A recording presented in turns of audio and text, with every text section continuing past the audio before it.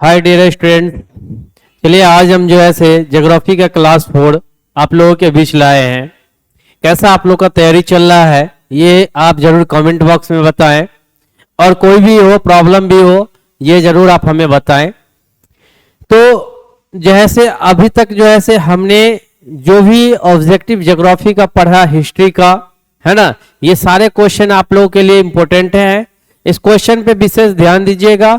और जिन बच्चों को अगर प्रॉब्लम है कि सर हमारा जो है से ऑब्जेक्टिव हो रहा है, सब्जेक्टिव नहीं हो रहा है, तो वो घबराए नहीं, सब्जेक्टिव भी टाइम से हो जाएंगे और दिक्कत नहीं। हमने बोला कि आपको सब्जेक्ट यानी सिलेबस पूरा खत्म करेंगे, तो ये हमारी गारंटी है, वो हमारी टेंशन है, वो आपकी टेंशन नहीं है। आप बेफिक्र होके क्या करें, पढ़ाई करें। ऑब्जेक्टिव के बाद आपका सब्जेक्टिव ही आएगा बाबू, और हिंदी का भी क्लास आप लोगों को चलेगा। ठीक है, तो घबराए नहीं और अच्छे से क्या करें, तैयारी करें, एकदम बेहिचक होकर के, टेंशन मुक्त करके तैयारी करें, है ना। तो चलिए देखते हैं हम अपने क्वेश्चन की ओर। आज का हमारा क्वेश्चन क्या है? आज का हमारा क्वेश्चन कह रहा है क्या, जनसंख्या परिवर्तन। जनसंख्या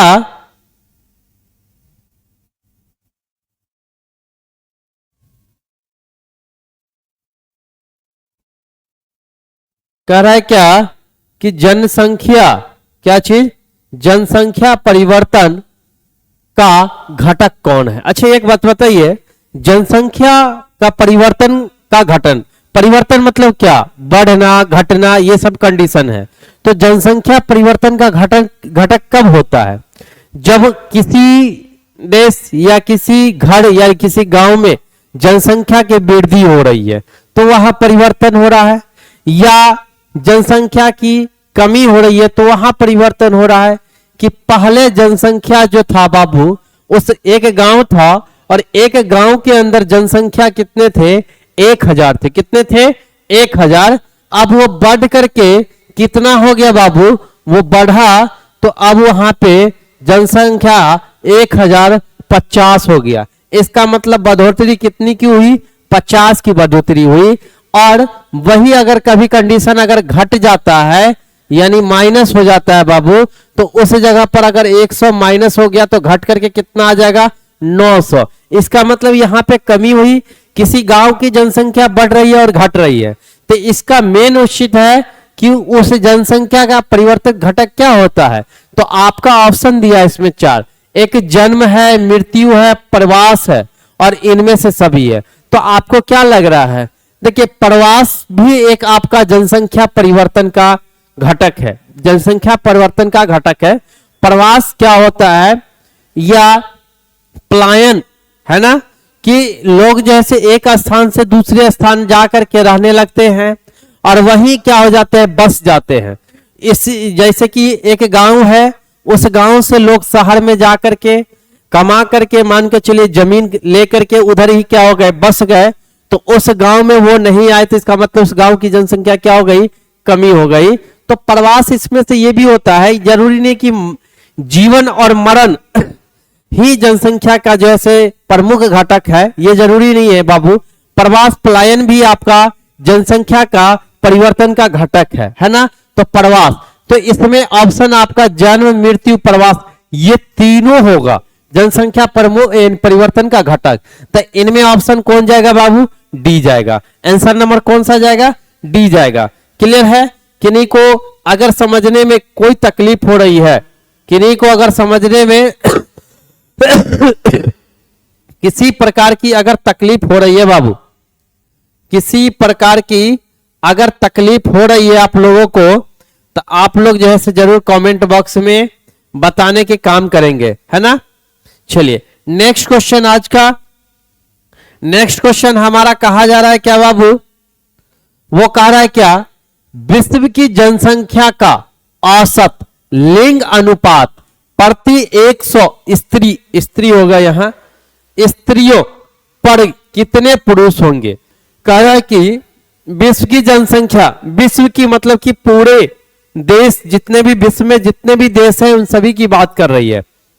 विश्व की जनसंख्या का औसत लिंग अनुपात प्रति 100 स्त्री, 100 कौन सी स्त्री पे यानी स्त्रियों पे, है ना। 100 स्त्रियों पर कितने पुरुष हैं, कितने पुरुष हैं, तो कितने पुरुष होंगे 100 स्त्रियों पर। तो आप जानते हैं कि देश की जो जनसंख्या होती है उस जनसंख्या में पुरुष की जो है जनसंख्या अधिक होती है और स्त्रियों की जनसंख्या क्या होती है, कमी होती है। तो उसी कंडीशन से आपका बताया गया। तो विश्व की अगर बात करें तो विश्व की बात जो होती है बाबू 100 स्त्रियों पर 102 पुरुष होती है ना। वही अगर बात करें भारत की, सॉरी हाँ, भारत की अगर बात करें तो 100 स्त्रियों पर जो होते हैं वो आपके 94 पुरुष होते हैं, 94 पुरुष होते हैं, है ना। इतना होते हैं, 6 मैनेजिंग होते, उसी 6 में आपका कोई संन्यास हो गया, कोई किसी को किसी प्रकार का बीमारी हो गया, या कोई अलवट यानी किसी टाइप का हो गया जो किसी कारणवश उनकी विवाह नहीं हुई, तो ये 4 उसी में माइनस हो जाते हैं। क्लियर है। उसमें भी कितना, एक ऐसे ऐसे आदमी होते हैं जो एक से तो समझना चाहिए कि स्त्रियों की संख्या क्या है, कम है। जो भी हमें मिला, एक मिला, वो खुशी से मिला, है ना। तो भगवान का वरदान समझ के या जिसका भी वरदान समझ के वो उसी में गुजारा कर ले। ऐसे भी व्यक्ति होते हैं वो एक छोट चरचरगों को या दो से क्या कर लेते, विवाहित कर ले। भाई कम से कम वो आप आने वाले यानी आप जो है दूसरे के बारे में भी तो सोचे कि अगर आप 2 से 3 को अगर शादी कर लेते हैं तो फिर अगला क्या करेगा, कैसे रहेगा, है ना। तो इसीलिए जो है समझदार बने, और जहां जितना अगर एक मिला तो ठीक है, और नहीं अगर आप कर रहे हैं तो अच्छी बात है, लेकिन दूसरे का नहीं, है ना। बात समझे कि नहीं समझे। कुमार में जो रहता है वो रहता है, विवाह के बाद जो है ना एक स्त्री का ही जैसे रहना चाहिए, दूसरे स्त्री पे बुरी नजर नहीं डालना चाहिए। नहीं तो पहले वाली स्त्री जो है बेलना का डंडा मार करती है ना, बेलना से मारती है। तो चलिए, तो इसमें आपका ऑप्शन कौन जाएगा बाबू, 102, है ना। ऑप्शन नंबर ए जाएगा। चलिए नेक्स्ट क्वेश्चन देखते हैं। विश्व में निम्नतम लिंग अनुपात किस देश में दर्ज किया गया है जहां प्रति 100 स्त्रियों पर 311 पुरुष है, 311 पुरुष है। अब देखिए ये क्वेश्चन आपका कह रहा है कि विश्व में एक ऐसे भी देश है, भारत में हम आपको बता दिए कि प्रति 100 स्त्रियों पर 94 पुरुष आते हैं, है ना। क्योंकि यहां पे भारत में स्त्रियों की जैसे कमी है तो विश्व में भी कमी होते हैं। कुछ देश में ऐसे होते हैं जहां बढ़ोतरी होती है, जहां कमी होती है ना।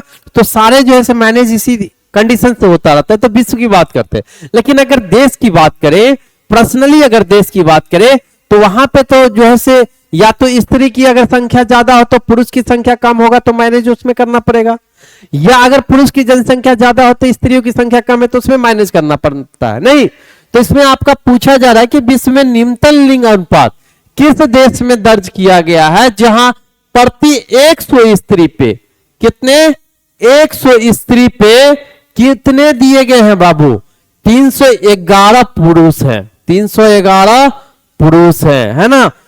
311 पुरुष आपका सम्मिलित है। तो आप देखिए ना 311 आपका कह रहा है, नहीं 311 कह रहा है बाबू। तो देखिए 100 स्त्रियों पर 311 पुरुष, आखिर कौन ऐसा देश है, कौन ऐसा देश है आप लोग को पता नहीं है। तो आज चलिए जान लीजिए कि संयुक्त अरब अमीरात, संयुक्त अरब अमीरात एक ऐसे देश हैं जहां स्त्रियों की संख्या कम ही नहीं, बहुत ही कम है। कम ही नहीं कहा जा सकता है, इसको बहुत ही कम कहा जा सकता है ना, बहुत ही कम कहेंगे। क्योंकि अगर डिवाइडेड करें तो 100 बाय 311 है ना, 100 बाय 311 डिवाइडेड करें तो हमें ऐसे समझिए 11 को साइड कर लीजिए, क्लियर है, 300 मान लीजिए। तो 2 शून्य कट गया, मतलब एक स्त्री पर कितने पुरुष, 3 पुरुष, एक स्त्री पे कितने पुरुष, 3 पुरुष, है ना। तो वही 1 पॉइंट कुछ करके आएगा जो 3 पुरुष उस पर डिपेंडेंट करेंगे। मतलब कि लमसम लगभग बराबर में अगर माना जाए तो एक स्त्री पर कितने पुरुष हैं बाबू? एक स्त्री पर 3 पुरुष है। क्लियर है? तो ये संयुक्त अरब अमीरात ऐसे देश हैं जहां जो है से 100 स्त्रियों पर 311 पुरुष है। क्लियर है? चलिए नेक्स्ट क्वेश्चन हमारा क्या है, क्या पढ़ा कीजिए बाबू, नहीं पढ़िएगा ब्याह शादी नहीं होगा, है ना? तो आप भी उसी में से 6 कंडीशन में से आप गिने चुने आइएगा। और ऐसा ना कि पढ़ने से 4 को ब्याह हो जाता है, ऐसा भी नहीं करना है ना। करना तो है एक ही करना है, क्योंकि दूसरे के बारे में भी सोचना है बाबू, है ना। हम अपने बारे में सोचेंगे तो फिर दूसरे के बारे में कौन सोचेगा। अभी जो हम कुछ भी कर रहे हैं वो हम किसके लिए कर रहे हैं? आपके लिए कर रहे हैं, हम अपने लिए भी कर रहे हैं। ऐसा नहीं है कि हम सभी आप ही के लिए भी कर रहे हैं, लेकिन कुछ हम भी अपने लिए भी कर रहे हैं, है ना। चलिए तो अगला क्वेश्चन कह रहा है कि किस क्षेत्र में ग्रामीण जनसंख्या का प्रतिशत सबसे कम है? किस क्षेत्र में ग्रामीण जनसंख्या का प्रतिशत सबसे कम है? सबसे कम है तो उत्तरी अमेरिका में है। कहां है? उत्तरी अमेरिका में ग्रामीण क्षेत्र सबसे कम है। ग्रामीण मतलब क्या? गांव, है ना। गांव का क्षेत्र जो है सबसे क्या है? कम है। क्लियर है? चलिए आगे नेक्स्ट क्वेश्चन आपका कहा जा रहा है। ये क्वेश्चन जितने भी है इंपॉर्टेंट है और मजेदार आएंगे। हर क्वेश्चन में आपके मजेदार ये जैसे आएंगे, आप जैसे एंजॉय लेकर के सभी को क्वेश्चन को देखें। क्लियर है? चलिए देश के विकास में किस संसाधन का महत्व सबसे अधिक है? अच्छा एक बात बताए, देश का विकास जो होता है वो आपको यहां पे कुछ संसाधन के नाम दिए गए हैं, 4 संसाधन के नाम। इन 4 संसाधन में आपका कह रहा है सबसे महत्वपूर्ण कौन सा है? मत देखिए, चारों संसाधन जो है से आपका देश के विकास के लिए है, ऐसा नहीं है, लेकिन इन्हीं में से 4 में से कोई एक ऐसे हैं जो सबसे महत्वपूर्ण है, क्योंकि इनके बगैर जो है से देश का विकास नहीं हो सकता है। तो हमारे अंदाज से आप लोगों के माइंड में आंसर आ गया हो गया, है ना।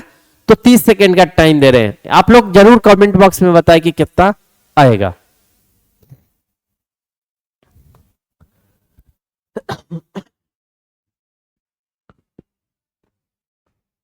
हो गया जी 30 सेकेंड, है ना। चलिए, है ना, पढ़ाई कीजिए, पढ़ाई दम ध्यान दीजिए, इधर उधर के चक्कर में मत पड़िए, टाइम कम है ना। हाई हेलो से दूर रहें, जितना दूर रहिएगा उतनी अच्छी है। एक बच्चा हमें कमेंट कर रहा है, सर आपकी गर्लफ्रेंड का नाम क्या, बताइए। बच्चा पढ़ने के लिए टाइम नहीं है और ये गर्लफ्रेंड टीचर का पूछ रहा है, क्या है नहीं है उससे क्या है भाई, पढ़ाई करो, है ना। पढ़ाई करना सबसे बड़ी चीज है।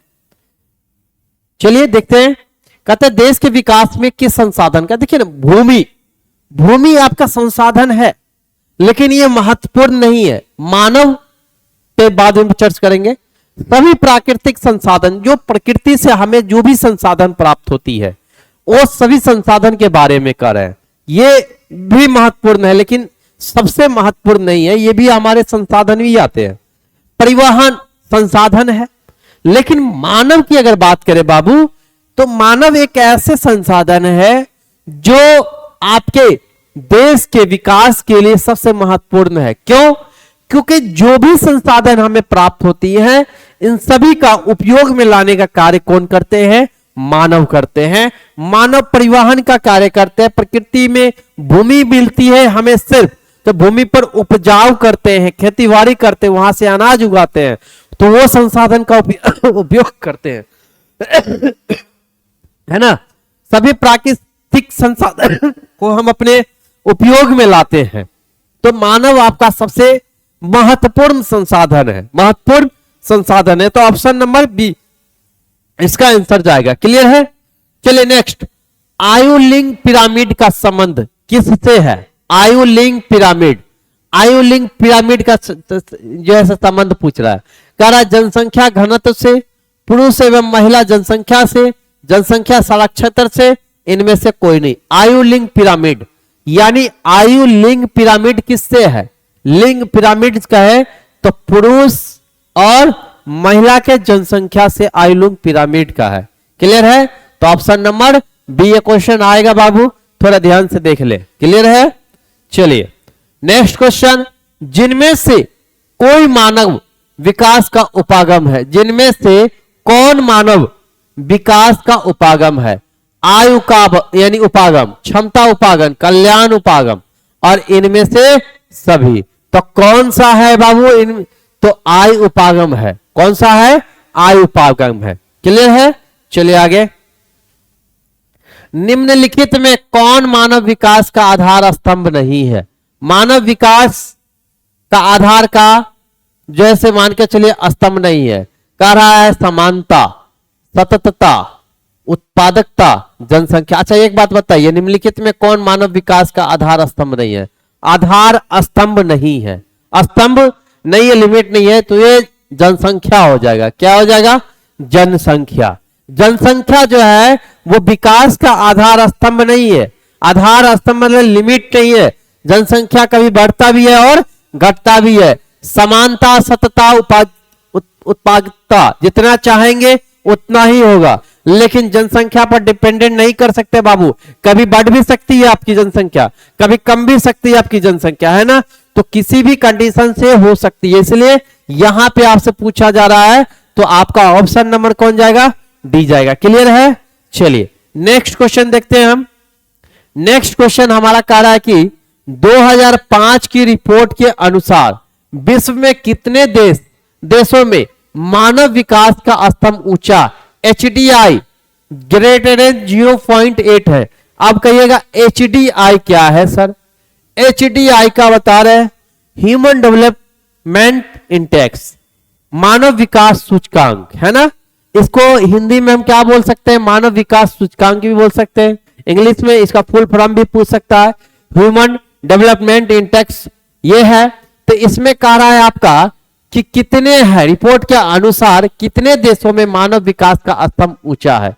तो 57 देशों में मानव विकास यानी HDI का जो है 0.8 से क्या है? ऊंचा है। 0.8 का है तो 0.9 होगा, है ना।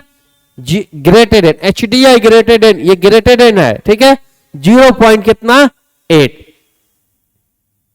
इस तरीके से बोल सकते हैं ना, HDI ग्रेटर देन 0.1 या 0.8 या 0.8 लेस देन HDI, मतलब 0.8 से बड़ा, घटा यानी छोटा है ना।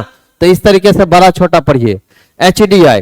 क्लियर है? तो मैं यहां जो है से HDI का जो है से बड़ा है किससे? 0.8 से। इसका मतलब 0.9 भी हो सकता है, 0.8999 इस तरीके से भी हो सकता है, मतलब इस तरीके से भी हो सकता है। तो 57 देश ऐसे हैं जिसका मानव सूचकांक जो है 0.8 से क्या है? अधिक है।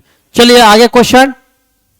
2005 की रिपोर्ट के अनुसार कौन सा देश मानव विकास सूचकांक HDI में सर्वोच्च 10 देशों में शामिल नहीं है? 10 देशों में शामिल नहीं है। अब ये क्वेश्चन आपके लोगों के लिए है, ये इंपॉर्टेंट क्वेश्चन है और आप बताएंगे तो इस क्वेश्चन का आंसर क्या होगा, है ना। क्योंकि हम बताए थे आप लोग को कि बीच बीच में क्वेश्चन हम छोड़ सकते हैं, साइड में क्वेश्चन छोड़ सकते हैं, सबका आंसर भी बताएंगे। क्लियर है? कोई दिक्कत नहीं। तो इसका आंसर आप लोग हमें बताएंगे कमेंट बॉक्स में। चलिए अगला क्वेश्चन, लेकिन ये इंपॉर्टेंट क्वेश्चन था बाबू, जो छोड़े हैं क्वेश्चन इंपॉर्टेंट था, इसका आंसर हमें चाहिए तभी तो हम बताएंगे, आंसर देंगे तभी हम बताएंगे। देखेंगे कौन बच्चा कितना देख रहा है वीडियो। अगला कहता है कि निम्नांकित में किस देश में मानव विकास का स्तर ऊंचा नहीं है? किस देश में मानव विकास का स्तर जो है वो ऊंचा नहीं है? HDI किस देश में नहीं है? तो जिबूती एक ऐसा देश है जिसमें मानव विकास स्तर जो है से ऊंचा नहीं है, बहुत ही इसका विकास जो है से नीचा है। हम लोग इतना डेवलप हो गए, लेकिन ये जिबूती एक ऐसे देश है जहां पे अभी तक भी पता नहीं है, उतना प्रचलित भी नहीं है, अभी तक विज्ञान का भी उतना भी प्रचलित नहीं है जितना हमारे देश में है ना। वहां है लेकिन थोड़ी कम में मात्रा में है। जैसे कि शहर में जितना डेवलपमेंट होता है उतना गांव में तो नहीं होता है ना जी, गांव में कम होता है शहर के तुलना में, तो उसी तरीके से है। क्लियर है? चलिए नेक्स्ट क्वेश्चन आपका लोग के बीच आया है, कौन सा देश सर्वोच्च मानव विकास सूचकांक वाला देश है? कौन सा देश सर्वोच्च मानव विकास सूचकांक वाला देश है? तो नॉर्वे देश जो है से आपका इस में से सर्वोच्च मानव विकास का सूचकांक है। क्लियर है? कोई दिक्कत हो तो हम हैं। मानव विकास के निम्न स्तर वाले देशों की संख्या कितनी है? मानव विकास के निम्न स्तर वाले देशों की संख्या कितनी है? तो निम्न स्तर वाले की 30 है। कितने हैं? 30 है। निम्न स्तर वाले के कितने हैं? 30 है। क्लियर है? टेंशन ना ले कोई, आगे चलता रहेगा ऐसा ही पढ़ाई। और आप लोगों के बीच जरूर सब्जेक्टिव आएंगे, इंपॉर्टेंट क्वेश्चन आएंगे सब्जेक्टिव का। ज्योग्राफी, हिस्ट्री, जो भी हमारा सिलेबस है, सभी सब्जेक्ट का आएगा, है ना? टेंशन ना ले, बस 10 तारीख के बाद इंतजार करें। अभी कम से कम जो है से ऑब्जेक्टिव आप लोग को खत्म हो जाएगा, उसके बाद ही सब्जेक्टिव पर, उसके बाद आपका मैराथन। 3 कंडीशन में हम आप लोग को बताए थे, तो 3 कंडीशन में आप लोग को जरूर मिलेगा ये चीज। ठीक है? तो घबराए नहीं। किन्हीं भी बच्चा को अगर लग रहा है कि नहीं होगा, तो ऐसा नहीं है, ये होगा। क्लियर है? ये होगा, और जैसा बताया गया उसी तरीके से होगा, क्योंकि हमारा जो है से संकल्प बहुत बड़ा है, और शिक्षा में बहुत सुधार, उसके बाद शिक्षा व्यवस्था को बिजनेस बना लिया है, उसको भी तोड़ना है। हम लोग इतने नेक्स्ट जो है से 2026 से कोर्स जो है हम लोग का लॉन्च होने वाला है, इतने कम में आएंगे जो आप लोग सोच नहीं सकते हैं। उतना कम में आपका मोबाइल का रिचार्ज भी नहीं होगा, है ना? होगा ही नहीं होगा, मोबाइल का रिचार्ज भी नहीं होगा, इतना कम आ रहा है। क्लियर है?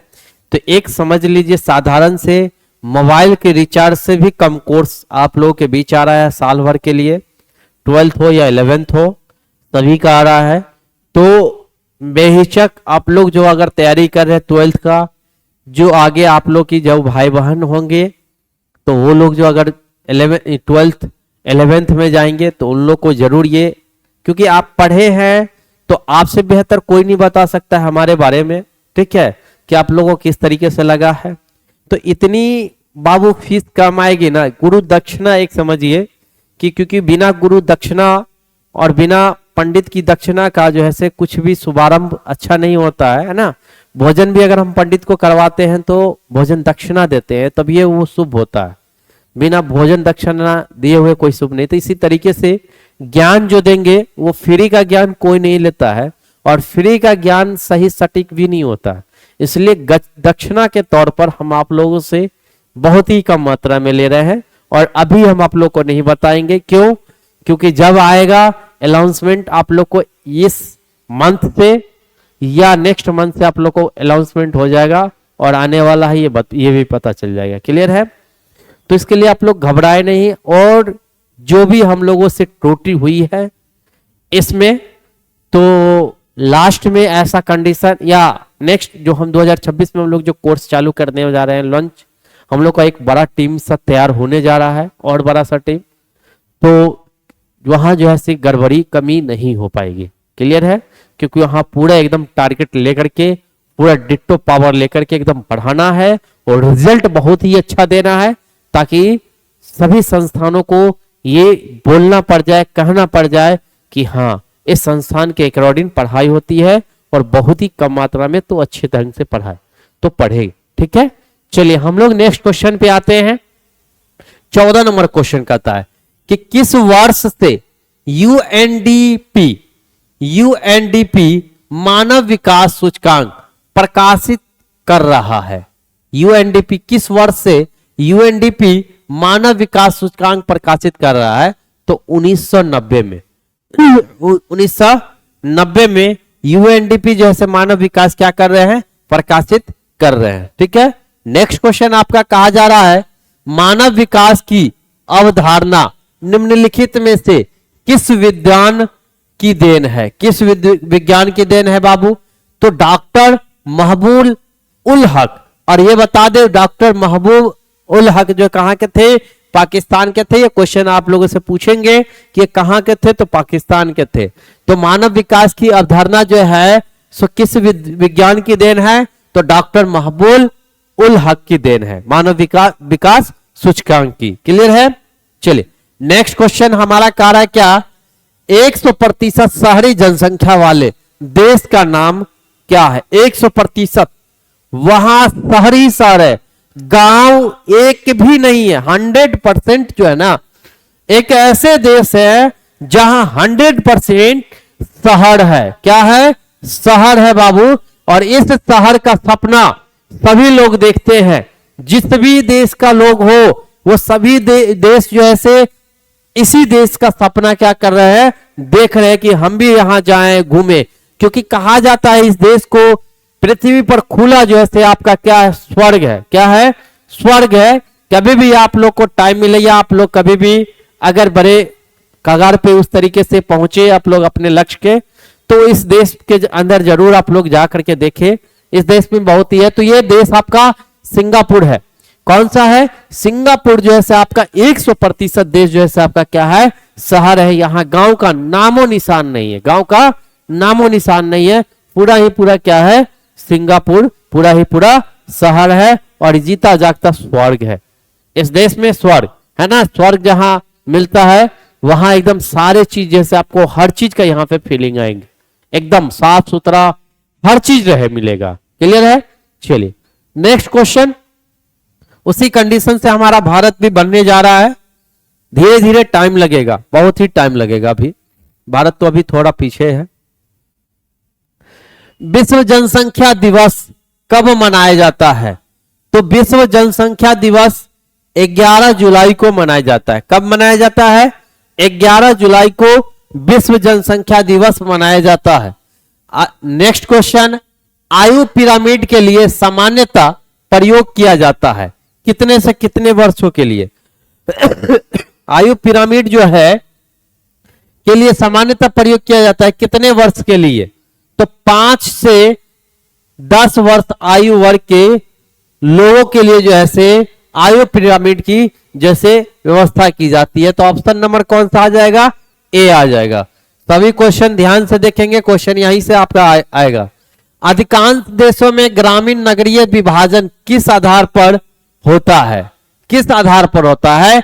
तो आकार बिंदु पर होता है। किस पे आधार होता है? कहता है ना कि अधिकांश देशों में ग्रामीण और नगरीय विभाजन, ग्रामीण गांव और नगरीय शहर है ना, ये विभाजन जो होता है वो किसके आधार पर होता है? तो आकार बिंदु के आधार पर होता है कि उस जगह पे क्या है, नहीं है, क्या चीज है, क्या चीज का प्रचलित है, उसको शहर घोषित किया जाए या जो है ग्रामीण ही रखा जाए, है ना। नगर निगम जो आता है तो नगर निगम जो घोषित किया जाता है वो आकार बिंदु के आधार पर, जनसंख्या कहिए या मान के चलिए मार्केट के हिसाब से कहिए या वहां पे सारे चीज की सुविधा कहिए, उस हिसाब से नगर का जैसे गांव और नगर का विभाजन किया जाता है। क्लियर है? ऑप्शन नंबर बी आंसर है आपका।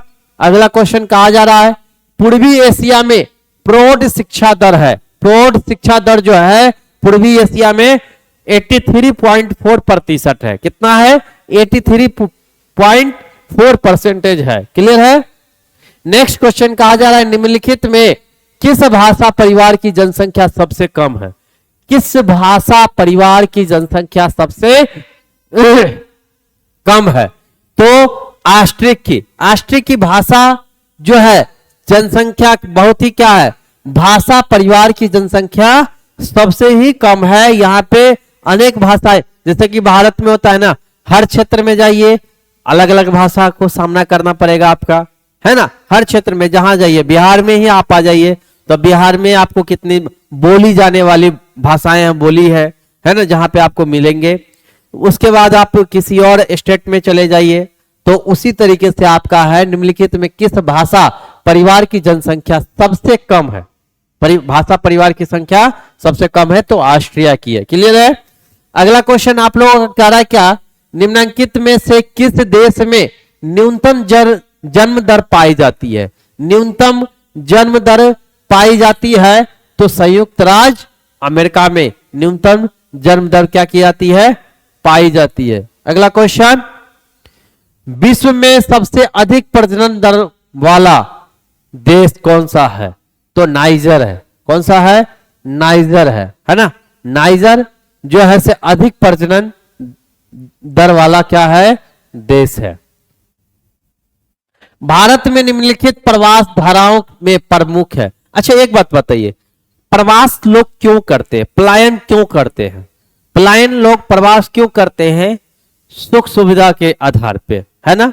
होता है कि गांव में आपको कुछ सामान मिलता भी हो, कोई सुविधा मिलता भी हो, कुछ सुविधा नहीं भी मिलता हो।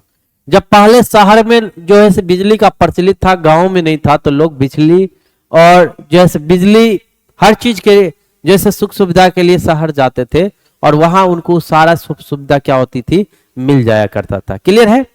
तो कंडीशन क्या है कि लोग पलायन और प्रवास इसलिए करते हैं कि वहां सुख सुविधा हो। क्या हो? सुख सुविधा हो। उनको जैसे आमदनी ज्यादा हो, पैसे इनकम ज्यादा हो, या उनका जैसे रहने सहने जो है संसाधन जो भी हो उन्हें तुरंत जो है संसाधन जो है पर्याप्त मात्रा में मिले। तो वही पूछ रहा है कि भारत में निम्नलिखित प्रवास धाराओं की प्रमुख है, प्रमुख क्या है? तो लोग कहां से कहां जाते हैं? तो लोग कभी सुने होंगे कि शहर से गांव में आ रहा है, कभी नहीं सुने होंगे। शहर से गांव में नहीं, लेकिन अक्सर आपने सुना होगा कि गांव से शहर लोग जा रहा है। किस लिए? कमाने के लिए। किस लिए? काम करने के लिए। किस लिए? तो किसी जैसे मान के चलिए जैसे संसाधन की प्राप्ति करने के लिए, या बिजनेस को डेवलप करने के लिए, या मान के चलिए कोई संसाधन का आपूर्ति करने के लिए, है ना। ये सारे कंडीशन जो है लोग गांव से शहर में जाते हैं, शहर से कभी गांव में नहीं आते हैं। क्लियर है। तो यहां पे आप ऑप्शन के हिसाब से देख लीजिए, समझ में आ जाएगा। कहता है कि ग्रामीण से ग्रामीण, ग्रामीण से नगरीय, नगरीय से ग्रामीण, नगरीय से नगरीय। क्या होगा? ग्रामीण से ग्रामीण कभी प्रवास करेगा जी? एक गांव से दूसरे गांव कोई लोग जाता है? जल्दी नहीं जाता है, क्योंकि जो हाल तोड़ा वही हाल मोड़ा, है ना। वही कंडीशन होता है। जो गांव में स्थिति हमारा है वही गांव में स्थिति आपका भी है, तो क्यों लोग अपना गांव छोड़ के दूसरे गांव में जाएंगे? तो ये तो आपका ऑप्शन रॉन्ग चला गया। दूसरा, नगर से ग्रामीण कभी भी ये संभव ही नहीं है। आएंगे भी तो एक आध आएंगे, लेकिन किस लिए आएंगे? घूमने के लिए आएंगे, उसके बाद निकल जाएंगे। ये कभी संभव नहीं। नगर से नगर ये भी कभी संभव नहीं है। तो ऑप्शन आपका कौन जाएगा? यहाँ पे बी जाएगा, ग्रामीण से नगरीय। गांव से शहर जाता है लोग। क्लियर है ना, कि शहर से गांव में आता है। क्लियर। चलिए अगला क्वेश्चन कहता है कि निम्नलिखित में कौन सा देश उच्च मानव विकास वाला नहीं? कौन सा देश ऐसा है जो उच्च मानव विकास वाला नहीं है? नॉर्वे, अर्जेंटीना, जापान, मिस्र। तो नॉर्वे है। कौन है? नॉर्वे। क्लियर है। Option A. अगला क्वेश्चन, प्राथमिक विद्यालय स्तर की आयु सीमा क्या है? प्राथमिक विद्यालय, प्राथमिक जो 1 से लेके 5 तक के क्लास होते हैं, देख लीजिए 1 से 5 प्राथमिक कहेंगे। क्या कहेंगे? प्राथमिक, है ना। उसके बाद 5 से 8 तक के क्या कहेंगे?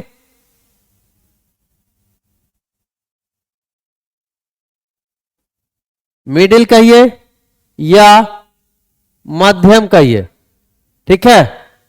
उसके बाद 8 से जो 10 होते हैं वो हाई होते हैं, है ना।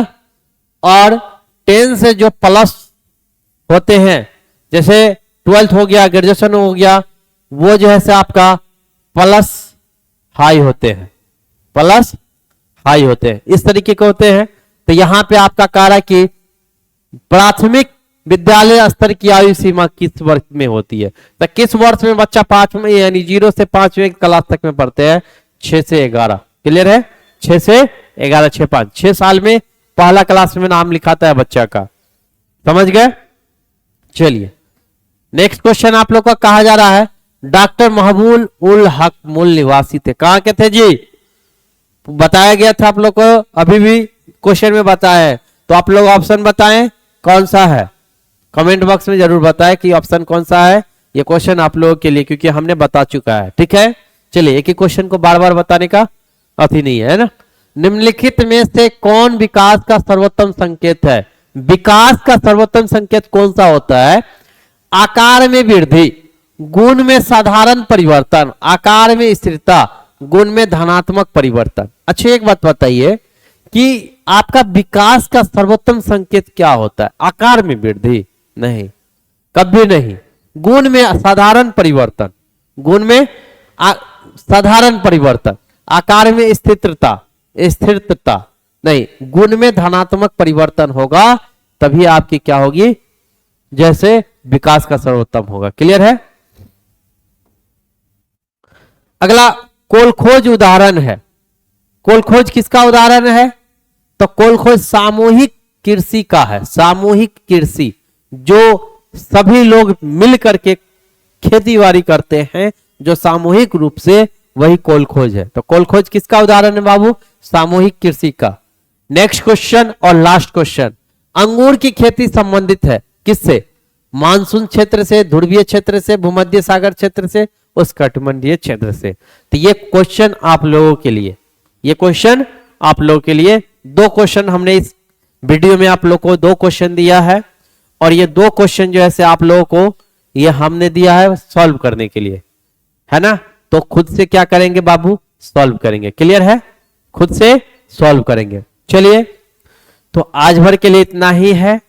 ये आपके 30 क्वेश्चन थे, 42 क्वेश्चन आप लोग को, यानी 35 क्वेश्चन दिया जाता है, 70 को ऑब्जेक्टिव रहेगा जिसमें आपको 35 को बनाना है।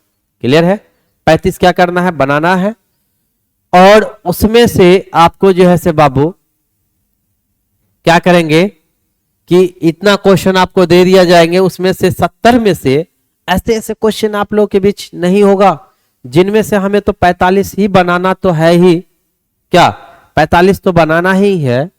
तो 35 बनाना है, तो 35 ऐसे क्वेश्चन होंगे जो हमें आते होंगे, 35 ऐसे क्वेश्चन होंगे जो नहीं आते होंगे। तो बेहिचक आप लोग के पास प्लस पॉइंट बहुत अच्छा दिया गया है।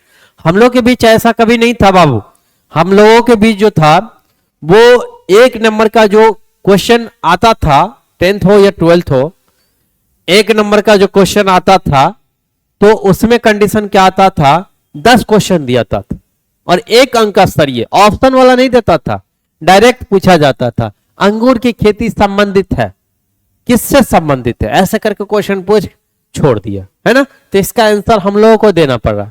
यहां पे आप लोगों को बहुत ही लाभपूर्वक कर दिया, जो ऑप्शन दे दिया है, आंसर भी आपको साथ में दे दिया, पूछ रहा है कि कौन है। इतना सुविधा है, अब इतना भी सुविधा से भी आगे सुविधा कर दिया है। 35 को क्वेश्चन बनाना है और 70 को क्वेश्चन आप लोगों को दे दिया है ना। तो 70 को में 35 को ऐसे क्वेश्चन नहीं, ये तो बिना पढ़े हुए भी विद्यार्थी क्या कर सकता है, पास कर सकता है, नहीं बिना पढ़े हुए भी, लेकिन पढ़ करके ही पास करना है, क्योंकि असली ज्ञान वही होता है जो पढ़ करके क्या करता है, पास करता है। बिना पढ़े हुए पास कीजिएगा तो वो ज्ञान का कोई वैल्यू नहीं रहा और कोई अथी नहीं रहा, है ना। यहाँ आप लोगों को पढ़ने के लिए कोई पैसा नहीं लग रहा है, फ्री ऑफ कॉस्ट सारे चीज पढ़ाया जा रहा है यूट्यूब पे, फ्री ऑफ कॉस्ट। तो आप लोग क्या करें, ध्यान से पढ़े। कोई ऐसा जैसे मान के चलिए कोचिंग वाले ऐसा सुविधा आपको नहीं दे रहे हैं, नहीं दे रहे हैं, बिल्कुल ही नहीं दे रहे। क्यों नहीं दे रहे हैं, बता रहे। कभी आज 5 क्वेश्चन बता दिया आप लोग को, फिर नेक्स्ट क्वेश्चन रिलेट यानी रेगुलर नहीं बताते हैं, फिर आप उनकी जो है आईडी को सर्च करते रहिए, खोजते रहिए, नहीं मिलेगा। लेकिन यहाँ पे जेटी एकेडमी को सर्च कीजिए, सारे सब्जेक्ट का ऑब्जेक्टिव जहां से खत्म हुआ फिर आगे का ऑब्जेक्टिव आपको वहीं से मिलेगा, है ना। तो ये आपको सुख सुविधा मिल रहा है, यहाँ पे 1 रुपया भी नहीं लग रहा है। तो आप लोग क्या करें, जरूर पढ़े। क्लियर है, तो ध्यान से पढ़े बाबू, और कहीं कोई दिक्कत नहीं होगी, ये हमारी गारंटी है, कहीं कोई दिक्कत नहीं होगी। आप लोग पढ़ाई करें, और नेक्स्ट जो हमारा 26 में जो हम लोग का जो है वो आप लोग की सपोर्ट की जरूरत है। बस आप लोग से ही रिजल्ट से हमारा भी आगे नाम बढ़ेगा, इसलिए आप लोग से निवेदन कहिए या विनती कहिए, है ना, ये है कि आप लोग अच्छे ढंग से पढ़े और अपनी भविष्य की चिंता करें, दूसरे की भविष्य की चिंता ना करें। क्योंकि आप कामयाब होइएगा तभी आपकी वैल्यू है मार्केट में, कामयाब नहीं होगी तो आपकी वैल्यू मार्केट में नहीं होगी। आप क्या है नहीं है उससे किसी को कोई बहस नहीं है। क्लियर है, तो चलिए आज भर के लिए इतना ही। नेक्स्ट क्लास में हम लोग मिलते हैं फिर से, ठीक है, बाय।